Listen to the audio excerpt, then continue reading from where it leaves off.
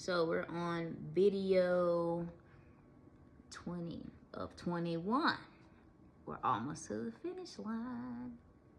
So video 20 of 21 is going to be dedicated to disappointed in God, or being disappointed in God. And it's such an easy thing to do. Or basically operating through hurt when dealing with that. And we can never forget that Dad is God. Jesus is God. And how you would be disappointed in like a friend or a parent, it's a different magnitude. It's a different way in which you gotta handle that, because whereas like a friend or a parent or whoever you're personal with may sympathize with you and compromise or whatever, Jesus is standing on his word. Like nothing, your tears ain't gonna move him. You crying and being fussy or having a tantrum is not gonna move God. Like if he's standing on something, like that's it. It ain't no back and forth. It's either you gonna do it or you're not, and you got the free will to. But most of the things that Jesus suggests us to do or tells us to do is really for our good. Like it really is. And sometimes we can get a little disappointed and we can choose to walk away.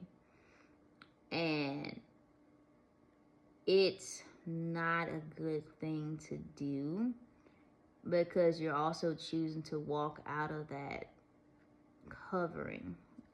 Like a lot of people like to say,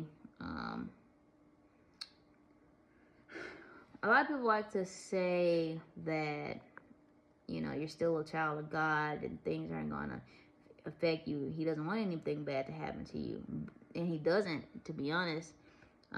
But you're opening yourself up to the attacks of the enemy by walking away from the coverage he offers. Like when you choose to do things that are opposition to the Lord, he's a God of fairness, I would say, for the simple fact that, like in the court system, like if there is a reasonable argument for the other party, they can claim the victory in that sense. Like if they bring enough evidence, if they bring enough, enough to accuse you with, and you don't got a good lawyer, which is you basically stepping away from the Lord. You're giving up your coverage. You're giving up your attorney to, and allowing yourself to be subject to the accuser. Then the accuser gonna accuse and get you locked up. Like, you don't want to be locked up on the enemy side, bro. Like, you don't want to set yourself up like that, because that's your choice, because you wanted to be hurt. I'm not saying you wanted to be hurt, like, don't twist the words. Like, but you basically are choosing to stay in that mindset of, God made me mad, God disappointed me, I'm not dealing with him no more. Nah, you need to deal with that feeling in his arms. Like, you need to deal with that hurtness, that disappointment in the face of God. Because when you walk away, you walking towards enemy lines, and you chose to not be under that covering.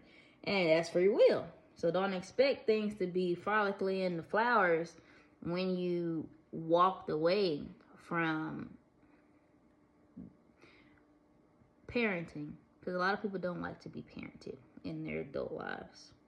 And parenting is good. Like, a lot of people don't have their parents, especially as they get older and their parents return to the Lord in their age, older age, or however.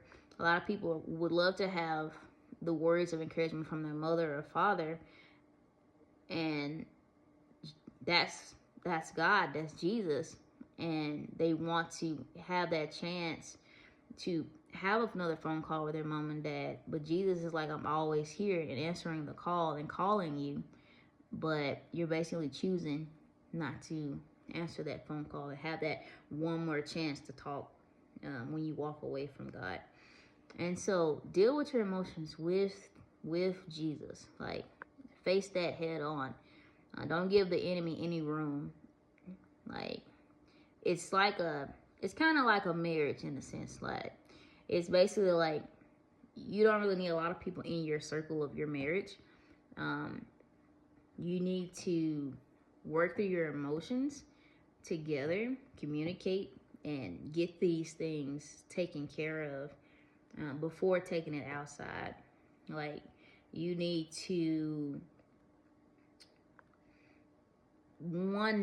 have some oneness going on, because the enemy is going to come in at any angle to cause discord and cause a separation, and even more, like, make the terror worse. Like, let's say you got disappointed in God and you go outside crying or whatever, enemy sees you and be like, yeah, he ain't good for nothing, was never good for nothing, she wasn't never good for nothing to begin with, remember that, and this and that, remember the other time, you just need to walk away. See how the enemy try to do, bro? Whereas you could have easily just went back, like, Dad, I didn't like how you did this, I felt like it could have been different, but forgive me if I'm viewing this wrong, but help me to work through this so that we can be on one accord again. And the humbleness in that, the sincerity in that, Jesus can work with that.